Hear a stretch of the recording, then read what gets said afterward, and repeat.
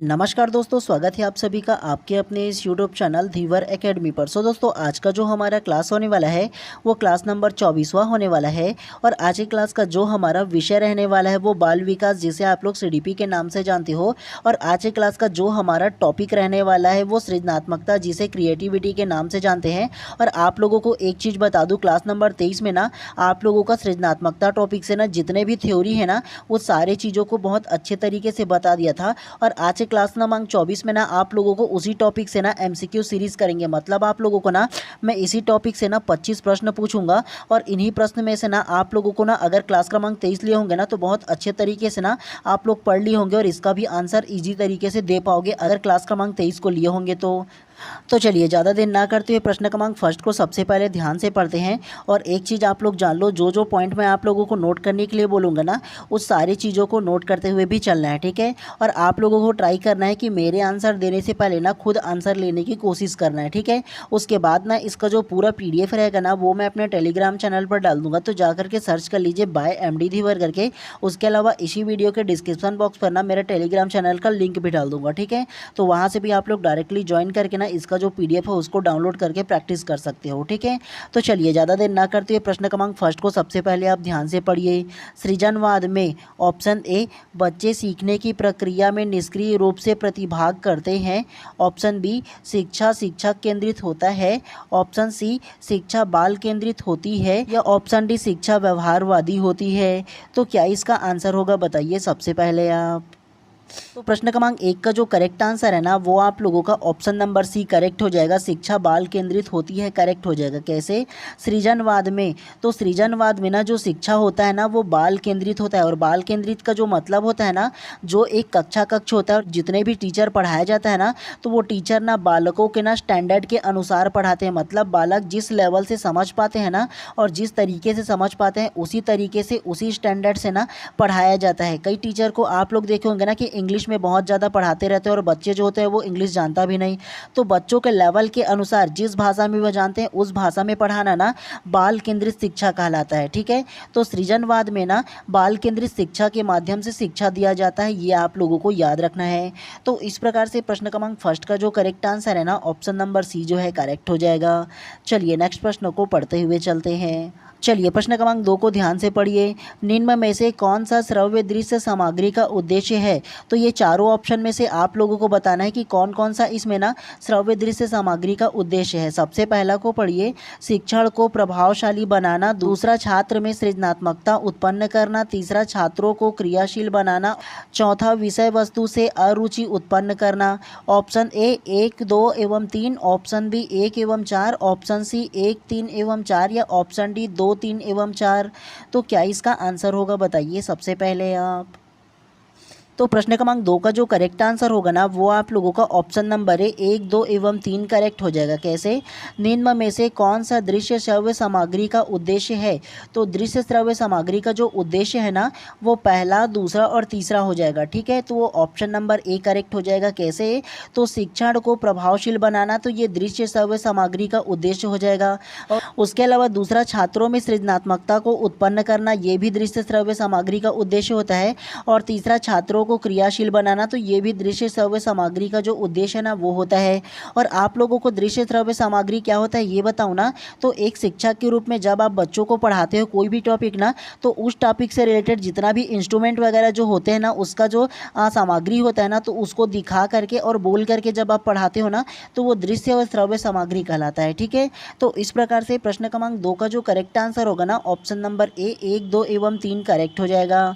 चलिए नेक्स्ट को पढ़ते हुए चलते हैं इसी प्रकार से। चलिए प्रश्न क्रमांक 3 को ध्यान से पढ़िए। निम्नलिखित में सृजनशीलता का मुख्य तत्व क्या नहीं है? ऑप्शन ए मौलिकता। ऑप्शन बी अनुशासन। ऑप्शन सी धारा प्रवाहिता। या ऑप्शन डी लचीलापन। तो क्या इसका आंसर हो सकता है, बताइए सबसे पहले आप। तो प्रश्न क्रमांक 3 का जो करेक्ट आंसर है ना वो आप लोगों का ऑप्शन नंबर बी अनुशासन करेक्ट हो जाएगा। कैसे? निम्नलिखित में सृजनशीलता का प्रमुख तत्व क्या नहीं है? तो सृजनशीलता का जो प्रमुख तत्व है ना वो अनुशासन नहीं है, ये आप लोगों को याद रखना है, क्योंकि अनुशासन जो है ना वो कड़ाई को दर्शाता है, मतलब नेगेटिविटी को दर्शाता है अनुशासन जो है वो, ठीक है। और सृजनशीलता में ना मौलिकता होता है, धारा प्रवाहिता होता है, लचीलापन होता है, लेकिन अनुशासन नहीं होता है, ठीक है। तो इस प्रकार से प्रश्न क्रमांक 3 का जो करेक्ट आंसर है ना ऑप्शन नंबर बी जो है करेक्ट हो जाएगा। चलिए नेक्स्ट को पढ़ते हुए चलते हैं इसी प्रकार से। चलिए प्रश्न क्रमांक 4 को आप ध्यान से पढ़िए। सीखने का वह मॉडल जो बच्चों की सृजनशीलता को प्रेरित करता है। Option A banking model, option B रचनावादी model, option C programming model या ऑप्शन डी इनमें से कोई नहीं। तो क्या इसका आंसर होगा बताइए सबसे पहले आप। प्रश्न क्रमांक 4 का जो करेक्ट आंसर है ना वो आप लोगों का ऑप्शन नंबर बी रचनावादी मॉडल करेक्ट हो जाएगा। कैसे? सीखने का वह मॉडल जो बच्चों की सृजनात्मकता को उत्प्रेरित करता है, मतलब बच्चों की जो सृजनात्मकता, उसकी जो क्रिएटिविटी है ना उसको बढ़ाता है। तो कौन बढ़ाता है? रचनावादी मॉडल ही ना बढ़ाएगा। जी हैं, जब आपके बच्चों को क्रिएटिविटी माध्यम से, सृजनात्मकता के माध्यम से आप पढ़ाओगे बहुत अच्छे तरीके से, तो बच्चे का जो सीखने का जो सृजनात्मकता है जो उसको उत्प्रेरित मिलेगा, मोटिवेशन ही ना मिलेगा। जी हाँ, रचनावादी मॉडल में। और बैंकिंग मॉडल का मतलब ये होता है कि आप उसको ना रटाओगे। तो रटाना जो होता है ना, मतलब कोई भी चीज़ को बार बार दोहरा करके रटाना जो है ना वो बैंकिंग मॉडल के अंतर्गत आता है, ठीक है। और प्रोग्रामिंग मॉडल के अंतर्गत ना आप बच्चों में वो चीज़ फीड करोगे, बच्चों में वो चीज़ जब दोगे ना, जब थोपोगे तो वो प्रोग्रामिंग मॉडल होता है, उसे प्रोग्राम करोगे तो ये उसका प्रोग्रामिंग मॉडल कहलाता है, ठीक है। तो प्रश्न क्रमांक 4 का जो करेक्ट आंसर होगा ना रचनावादी मॉडल जो है ना वो सृजनात्मकता को उत्प्रेरित करता है, मतलब बढ़ाता है, ये इसका करेक्ट आंसर हो जाएगा। चलिए नेक्स्ट को पढ़ते हुए चलते हैं। चलिए प्रश्न क्रमांक 5 को ध्यान से पढ़िए। निम्न में से सही कथन का चयन कीजिए। ऑप्शन ए, एक विद्वान को अपना विषय तैयार करने और कक्षा में जाने की आवश्यकता नहीं है। ऑप्शन बी, अनुभवी अध्यापकों के लिए आवश्यक नहीं है कि वे कक्षा में जाने से पूर्व तैयारी करें। ऑप्शन सी, अध्यापक के अनुभव अथवा विद्वता विचार किए बिना प्रत्येक अध्यापक को हर बार कक्षा में जाने से पूर्व तैयारी की आवश्यकता है। या ऑप्शन डी, एक कुशल अध्यापक बिना तैयारी के कक्षा में काम चला सकता है। तो क्या इसका आंसर होगा बताइए सबसे पहले आप, जो सही आंसर होगा बताइए सबसे पहले। तो प्रश्न क्रमांक 5 का जो करेक्ट आंसर होगा ना वो आप लोगों का ऑप्शन नंबर सी करेक्ट हो जाएगा। अध्यापक के अनुभव अथवा विद्वता विचार किए बिना प्रत्येक अध्यापक को हर बार कक्षा में जाने से पूर्व तैयारी की आवश्यकता है, ये करेक्ट हो जाएगा। कैसे? निम्न में से सही कथन का चयन कीजिए बोला है, तो सही कथन केवल ऑप्शन नंबर सी हो जाएगा। एक शिक्षक के रूप में चाहे आप कितना भी विद्वान क्यों ना हो, आपको जब कक्षा में जब आप जा रहे हो तो क्या आप लोगों को पढ़ाना है, उसके लिए ना एक बार कम से कम उसको ने पूर्व में तैयारी करके ही जाना ना एक अच्छे शिक्षक की निशानी होता है, ठीक है। तो ऑप्शन नंबर सी केवल इसमें करेक्ट हो जाएगा, क्योंकि बाकी ऑप्शन को देखोगे ना तो इसमें जो ना अपनी जो विद्वता है ना उस पर घमंड करते हुए, मतलब ना अभिमान करते हुए दर्शाया गया है। तीनों ऑप्शन को देखोगे तो ऑप्शन ए, ऑप्शन बी और ऑप्शन डी में है ना केवल ऑप्शन नंबर सी जो है ना वो एक अच्छे शिक्षक की आवश्यकता को दर्शाता है, ठीक है। तो इस प्रकार से प्रश्न क्रमांक 5 का जो करेक्ट आंसर है ना ऑप्शन नंबर सी जो है करेक्ट हो जाएगा। चलिए प्रश्न क्रमांक 6 को ध्यान से पढ़िए। निम्नलिखित में से क्या बच्चों के सृजनात्मकता के विकास में सहायक नहीं है? ऑप्शन ए खेल, ऑप्शन बी भाषण, ऑप्शन सी कहानी लेखन या ऑप्शन डी निर्माण संबंधी क्रियाएं। तो क्या इसका आंसर हो सकता है बताइए सबसे पहले आप। तो प्रश्न क्रमांक 6 का जो करेक्ट आंसर है ना वो आप लोगों का ऑप्शन नंबर बी भाषण करेक्ट हो जाएगा। कैसे? निम्नलिखित में से क्या बच्चे के सृजनात्मकता के विकास में सहायक नहीं है बोला है ना, तो बच्चों के जो सृजनात्मकता क्रिएटिविटी में जो सहायक नहीं है ना वो भाषण केवल जो है ना वो सृजनात्मकता में ना सहायक नहीं है। बाकी खेल जो है ना वो उसकी क्रिएटिविटी को दर्शाता है, कहानी लेखन भी क्रिएटिविटी को दर्शाता है और निर्माण संबंधी क्रियाएँ भी ना क्रिएटिविटी को दर्शाता है। केवल भाषण जो है ना वो सृजनात्मकता के विकास में सहायक नहीं है, ये आप लोगों को याद रखना है। तो इस प्रकार से प्रश्न क्रमांक 6 का जो करेक्ट आंसर है ना ऑप्शन नंबर बी जो है करेक्ट हो जाएगा। चलिए नेक्स्ट को पढ़ते हुए चलते हैं। चलिए प्रश्न क्रमांक 7 को ध्यान से पढ़िए। वर्तमान समय में शिक्षा का सबसे उपयुक्त उपागम कौन सा है? ऑप्शन ए व्यवहारवादी उपागम, ऑप्शन बी सृजनवादी उपागम, ऑप्शन सी संरचनात्मक उपागम या ऑप्शन डी मानवतावादी उपागम। तो क्या इसका आंसर हो सकता है बताइए सबसे पहले आप। तो प्रश्न क्रमांक 7 का जो करेक्ट आंसर है ना वो आप लोगों का ऑप्शन नंबर बी सृजनवादी उपागम करेक्ट हो जाएगा। कैसे? वर्तमान समय में शिक्षा का सबसे उपयुक्त उपागम कौन सा है? तो वर्तमान समय में शिक्षा का उपयुक्त जो उपागम है ना वो सृजनवादी उपागम करेक्ट हो जाएगा। तो इस प्रकार से प्रश्न क्रमांक 7 का जो करेक्ट आंसर है ना ऑप्शन नंबर बी सृजनवादी उपागम क्रिएटिविटी जो आएगा ना वो इसमें करेक्ट हो जाएगा। चलिए नेक्स्ट प्रश्न को पढ़ते हुए चलते हैं। चलिए प्रश्न क्रमांक 8 को ध्यान से पढ़िए। शिक्षा में सबको शामिल करना सुनिश्चित करने के लिए शिक्षक की शिक्षण योजना में होनी चाहिए। ऑप्शन ए लचीलापन, ऑप्शन बी आत्मसम्मान केंद्रित, ऑप्शन सी सचेतन व संवेदनशील या ऑप्शन डी उपरोक्त सभी। तो क्या इसका आंसर होगा बताइए सबसे पहले आप। तो प्रश्न क्रमांक 8 का जो करेक्ट आंसर है ना वो आप लोगों का ऑप्शन नंबर डी उपरोक्त सभी करेक्ट हो जाएगा। कैसे? शिक्षा में सबको शामिल करना सुनिश्चित करने के लिए शिक्षक की शिक्षण योजना में होनी चाहिए। तो एक जो शिक्षक है ना उसकी जो शिक्षण योजना है ना उसमें जो शामिल होना चाहिए वो लचीलापन भी होना चाहिए, आत्मसम्मान केंद्रित भी होना चाहिए और सचेतन व संवेदनशील भी होना चाहिए। तो इस प्रकार से प्रश्न क्रमांक 8 का जो करेक्ट आंसर होगा ना ऑप्शन नंबर डी जो है करेक्ट हो जाएगा। चलिए नेक्स्ट प्रश्न को पढ़ते हुए चलते हैं। चलिए प्रश्न क्रमांक 9 को ध्यान से पढ़िए। अगर शिक्षक बच्चों को कक्षा से बाहर मिट्टी में खेलता पाता है तो ऑप्शन ए बच्चों को समझाकर अपनी पाठ योजना के उद्देश्यों को पूरा करें, ऑप्शन बी एक नए उद्देश्यों के साथ पल को यादगार बनाएं, ऑप्शन सी बच्चों को उनके रुचि के अनुसार खेलने दें या ऑप्शन डी बच्चों को अनुशासन सिखाएं। तो क्या इसका आंसर होगा बताइए सबसे पहले आप। तो प्रश्न क्रमांक 9 का जो करेक्ट आंसर होगा ना वो आप लोगों का ऑप्शन नंबर बी करेक्ट हो जाएगा। एक नए उद्देश्यों के साथ उस पल को यादगार बनाए करेक्ट हो जाएगा। कैसे? अगर शिक्षक बच्चे को कक्षा के बाहर मिट्टी में खेलता पाता है तो एक शिक्षक के रूप में ना आप बच्चों को ना जब मिट्टी में खेलते पाते हो तो एक शिक्षक के रूप में आपको क्या करना चाहिए, उस मिट्टी से ना आप लोगों को बच्चों को ना एक नया उद्देश्य सिखाना चाहिए ताकि वो जो पल है ना वो यादगार हो पाए। कैसा उद्देश्य? तो उस मिट्टी से ना कोई आप एक शिक्षक होने के नाते उसको टास्क दे सकते हो कि कौन कितना अच्छे से क्रिएटिविटी के माध्यम से कुछ भी चीज़ जो है वो बना सकता है, चाहे वो पुतला हो, चाहे वो कोई मूर्ति हो, चाहे वो कोई खिलौना हो। तो उसके माध्यम से ना बच्चों को ने जो पल है ना उसको यादगार बनाने के लिए उसको एक नया उद्देश्य दे सकते हो। तो इस प्रकार से क्रिएटिविटी से ना वो जो बच्चे हैं ना वो उसका खेलना भी साकार हो जाएगा और वो जो पल है वो यादगार भी बन जाएगा। तो इस प्रकार से प्रश्न क्रमांक 9 का जो करेक्ट आंसर है ना ऑप्शन नंबर बी जो है करेक्ट हो जाएगा। चलिए नेक्स्ट को पढ़ते हुए चलते हैं। चलिए प्रश्न क्रमांक 10 को ध्यान से पढ़िए। आर्किमिडीज ने अपनी समस्या का हल तब पाया जब वह अपने स्नान टब में था। यह सृजनात्मकता की क्रिया के किस सोपान के अंतर्गत आता है? ऑप्शन ए तैयारी, ऑप्शन बी उद्भवन, ऑप्शन सी प्रदीपन या ऑप्शन डी सत्यापन। तो क्या इसका आंसर हो सकता है बताइए सबसे पहले आप। तो प्रश्न क्रमांक 10 का जो करेक्ट आंसर है ना वो आप लोगों का ऑप्शन नंबर बी उद्भवन करेक्ट हो जाएगा। कैसे? आर्किमिडीज ने अपनी समस्या का हल तब पाया जब वह अपने स्नान टब में था। यह सृजनात्मकता की प्रक्रिया के किस सोपान के अंतर्गत आता है? तो ये जो आर्किमिडीज ने ना जो समस्या का समाधान जो पाया था ना स्नान टब में ना वो उद्भवन के सोपान के अंतर्गत पाया था। ये आप लोगों को नोट करके रखना है अपने शॉर्ट नोट्स में, ठीक है। तो इस प्रकार से प्रश्न क्रमांक 10 का जो करेक्ट आंसर होगा ना ऑप्शन नंबर बी उद्भवन करेक्ट हो जाएगा। चलिए नेक्स्ट को पढ़ते हुए चलते हैं। चलिए प्रश्न क्रमांक 11 को ध्यान से पढ़िए।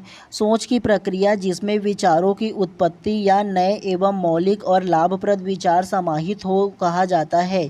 ऑप्शन ए रचनात्मकता, ऑप्शन बी नवाचार, ऑप्शन सी बुद्धिमत्ता या ऑप्शन डी सिनेट्रिक्स। तो क्या इसका आंसर हो सकता है बताइए सबसे पहले आप।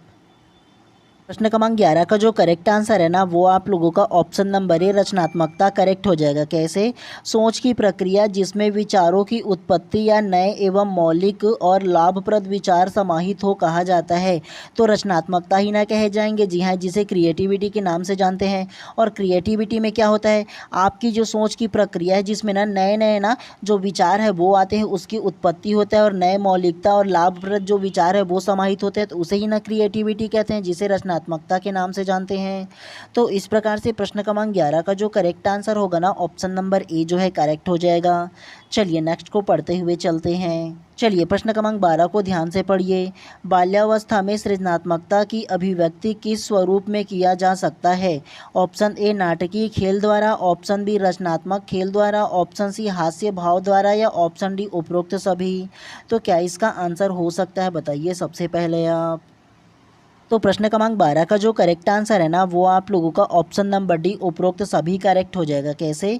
बाल्यावस्था में सृजनात्मकता की अभिव्यक्ति किस स्वरूप में किया जा सकता है? तो बाल्यावस्था में ना जो सृजनात्मकता, जो क्रिएटिविटी है ना, तो उसका जो स्वरूप में किया जा सकता है वो नाटकीय स्वरूप में भी किया जा सकता है, रचनात्मक खेल द्वारा भी किया जा सकता है और हास्य भाव द्वारा भी किया जा सकता है। और बाल्यावस्था का जो एज होता है वो 2 वर्ष से लेकर के 12 वर्ष तक की जो अवस्था होती है ना, उसे बाल्यावस्था एज भी कहा जाता है। तो इस प्रकार से प्रश्न क्रमांक 12 का जो करेक्ट आंसर है ना, ऑप्शन नंबर डी उपरोक्त सभी करेक्ट हो जाएगा। चलिए नेक्स्ट को पढ़ते हुए चलते हैं। चलिए प्रश्न क्रमांक 13 को ध्यान से पढ़िए। यदि कोई विद्यार्थी प्रश्न पत्र के किसी प्रश्न के संबंध में पूछताछ करना चाहता है तब ऑप्शन ए आप मुद्रित त्रुटि को स्पष्ट कर देंगे, ऑप्शन बी आप संबंधित विषय शिक्षक को सूचित करेंगे, ऑप्शन सी आप उसे तब तक प्रतीक्षा करने की सलाह देंगे जब तक त्रुटि सुधार निर्धारित न हो जाए, या ऑप्शन डी उग्र होकर कहेंगे कि उसे जैसा समझ में आता है वैसा करे। तो क्या इसका आंसर हो सकता है, बताइए सबसे पहले आप।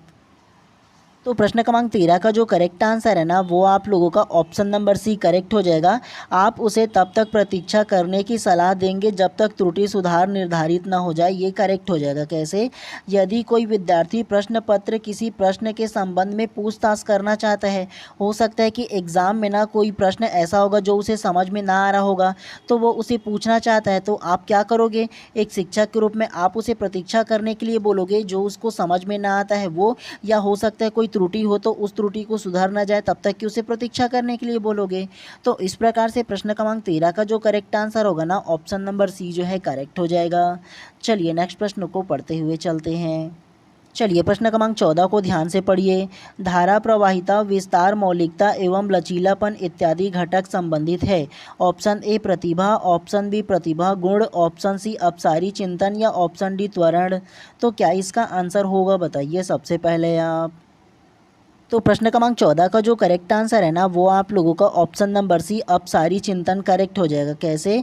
धारा प्रवाहिता, विस्तार, मौलिकता एवं लचीलापन इत्यादि घटक संबंधित है। तो ये जो धारा प्रवाहिता, विस्तार, मौलिकता, लचीलापन जो है ना, वो अपसारी चिंतन के अंतर्गत आता है। ये आप लोगों को याद रखना, और चाहो तो अपने शॉर्ट नोट्स में नोट करके भी रख लीजिएगा आप लोग, ठीक है।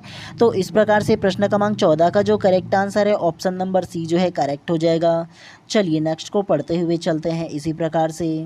चलिए प्रश्न क्रमांक 15 को ध्यान से पढ़िए। यदि आपकी कक्षा का कोई विद्यार्थी विद्यालय में होने वाले हर गतिविधि के विषय में जानने को उत्सुक रहता है, तो आप उस विषय में आपका विचार होगा। ऑप्शन ए वह पिछड़ा विद्यार्थी है, ऑप्शन बी उसका पढ़ाई में मन नहीं लगता, ऑप्शन सी वह सृजनशील विद्यार्थी है, या ऑप्शन डी उस विद्यार्थी का मन खेल में रहता है। तो क्या इसका आंसर होगा, बताइए सबसे पहले आप।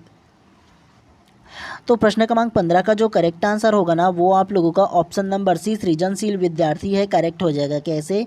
यदि आपकी कक्षा का कोई विद्यार्थी विद्यालय में होने वाले हर गतिविधि के विषय में जानने को उत्सुक रहता है, तो उसके विषय में आपका विचार होगा। तो वो जो विद्यार्थी है जो हर की गतिविधि के बारे में जानने को उत्सुक रहता है, तो वो एक सृजनशील बालक ही ना कहलाएगा। जी हाँ, जो क्रिएटिविटी विद्यार्थी होगा, चाहे वो कोई खेल का आयोजन हो, चाहे वो कॉम्पिटिशन का आयोजन हो, ये तमाम जो गतिविधि है उसके बारे में जानना चाहता है, तो ऐसे विद्यार्थी को सृजनशील विद्यार्थी मतलब क्रिएटिविटी विद्यार्थी ही ना कहेंगे। तो इस प्रकार से प्रश्न क्रमांक 15 का जो करेक्ट आंसर है, ऑप्शन नंबर सी जो है करेक्ट हो जाएगा। चलिए नेक्स्ट को पढ़ते हुए चलते हैं। चलिए प्रश्न क्रमांक 16 को ध्यान से पढ़िए। वह योग्यता जिसके द्वारा नए संबंधों का ज्ञान होता है, इसकी उत्पत्ति में चिंतन की परंपरागत प्रतिमानों से हटकर असाधारण विचार उत्पन्न होते हैं, तो उसे कहा जाता है। ऑप्शन ए अधिगम, ऑप्शन बी सृजनात्मकता, ऑप्शन सी चिंतन या ऑप्शन डी तर्क। तो क्या इसका आंसर होगा, बताइए सबसे पहले आप। क्रमांक 16 का जो करेक्ट आंसर है ना वो आप लोगों का ऑप्शन नंबर बी सृजनात्मकता करेक्ट हो जाएगा। कैसे? वह योग्यता जिसके द्वारा नए संबंधों का ज्ञान होता है, इसकी उत्पत्ति में चिंतन के परंपरागत प्रतिमानों से हटकर असाधारण विचार उत्पन्न होते हैं तो उसे कहा जाता है। तो मान के चलो किसी व्यक्ति में असाधारण जो विचार है वो उत्पन्न होता है तो वो क्रिएटिविटी ही ना कहलाएगा। जी हाँ, जिसे सृजनात्मकता के नाम से जानते हैं। तो इस प्रकार से प्रश्न क्रमांक 16 का जो करेक्ट आंसर है ना ऑप्शन नंबर बी जो है करेक्ट हो जाएगा। चलिए नेक्स्ट प्रश्न को पढ़ते हुए चलते हैं। चलिए प्रश्न क्रमांक 17 को ध्यान से पढ़िए। सृजनात्मक बालक को कम रुचि हो सकती है। ऑप्शन ए सामाजिक मूल्यों में, ऑप्शन बी सौंदर्य विषयक मूल्यों में, ऑप्शन सी धार्मिक मूल्यों में या ऑप्शन डी उपरोक्त सभी। तो क्या इसका आंसर होगा बताइए सबसे पहले आप। तो प्रश्न क्रमांक 17 का जो करेक्ट आंसर है ना वो आप लोगों का ऑप्शन नंबर सी धार्मिक मूल्यों में करेक्ट हो जाएगा। कैसे? सृजनशील बालक को कम रुचि हो सकता है। तो एक जो सृजनशील बालक है ना, जो क्रिएटिविटी वाला जो बालक है ना, उसे धार्मिक मूल्यों में ही उसका जो रुचि है वो कम हो सकता है, मतलब इंटरेस्ट नहीं हो सकता है। लेकिन सामाजिक मूल्य, सौंदर्य विषयक मूल्य हो सकता है, लेकिन ना सबसे कम जो रुचि हो सकता है वो धार्मिक मूल्यों में अधिकतर ना कम रुचि देखने को मिलता है जो क्रिएटिविटी बालक होते हैं उनमें। तो इस प्रकार से प्रश्न क्रमांक 17 का जो करेक्ट आंसर है ना ऑप्शन नंबर सी जो है करेक्ट हो जाएगा। चलिए नेक्स्ट प्रश्न को पढ़ते हुए चलते हैं। और हमेशा ना उपरोक्त सभी प्रश्न ना जो आंसर होता है वो सही नहीं होता है, ठीक है। चलिए प्रश्न क्रमांक 18 को ध्यान से पढ़िए। एक शिक्षिका अपने विद्यार्थियों को समूह में बांटती है और समूह चर्चा, समूह परियोजना, समूह कार्य जैसे गतिविधियां संचालित करती है। सीखने सिखाने की यह प्रक्रिया किस ओर इंगित करती है?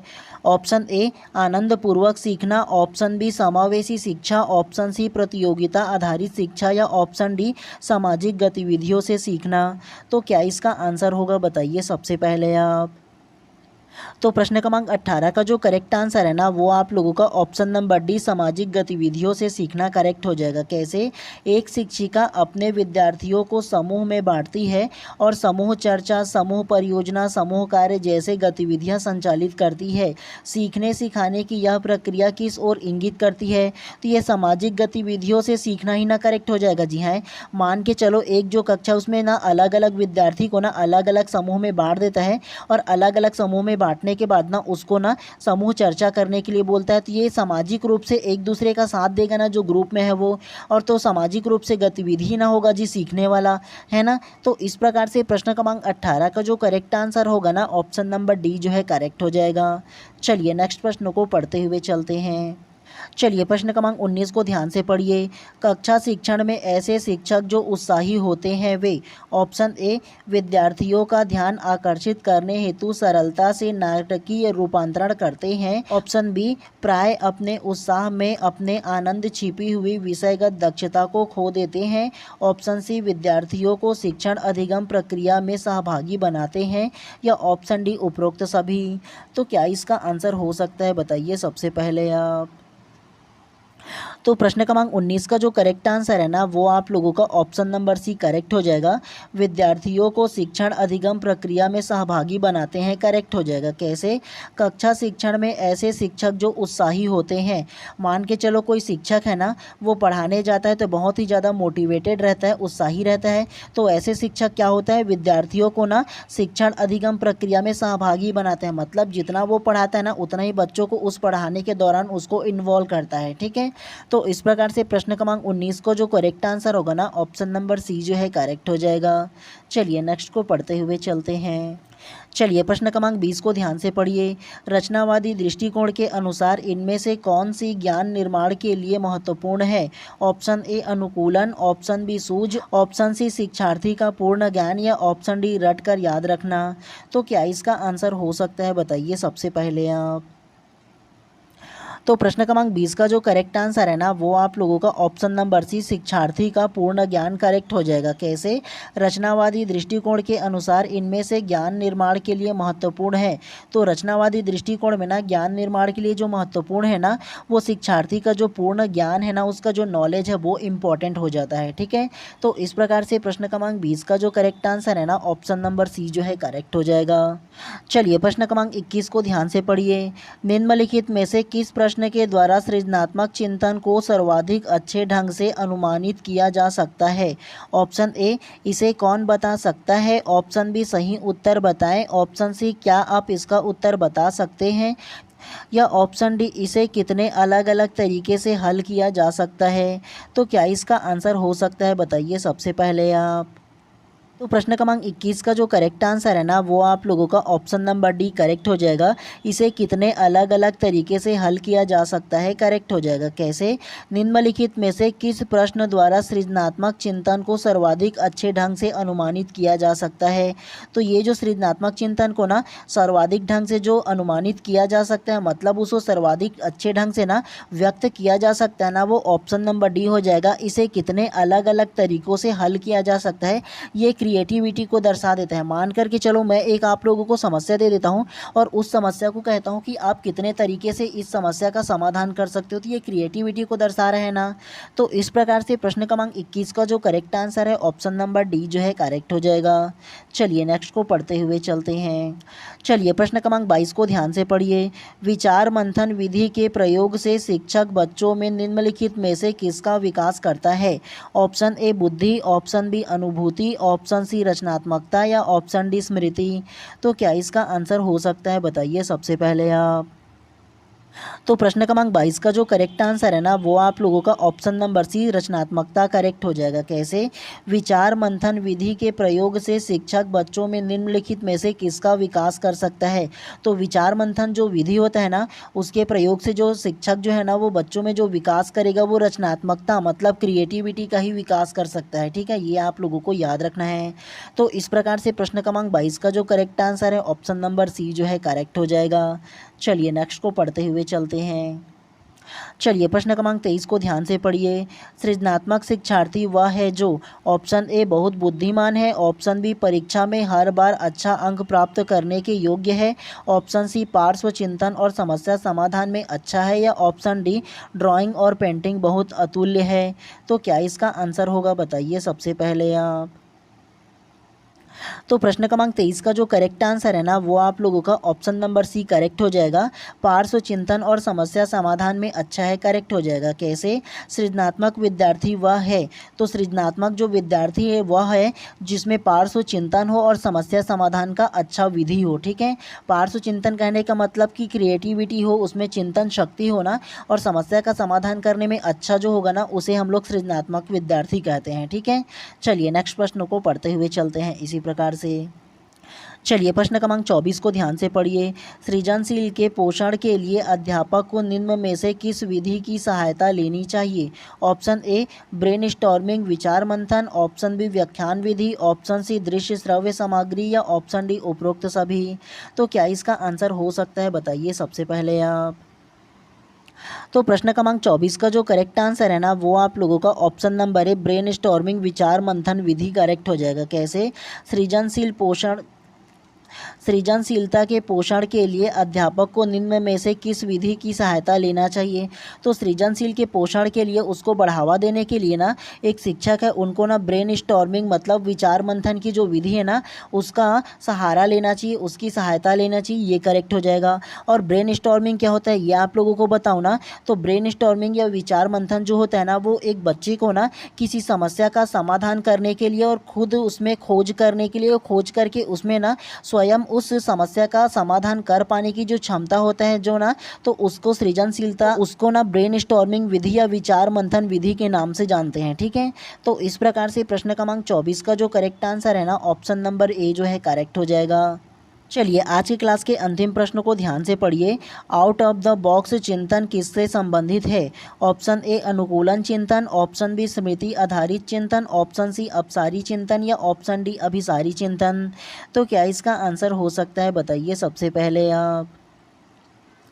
तो प्रश्न क्रमांक 25 का जो करेक्ट आंसर है ना, वो आप लोगों का ऑप्शन नंबर सी अपसारी चिंतन करेक्ट हो जाएगा। कैसे?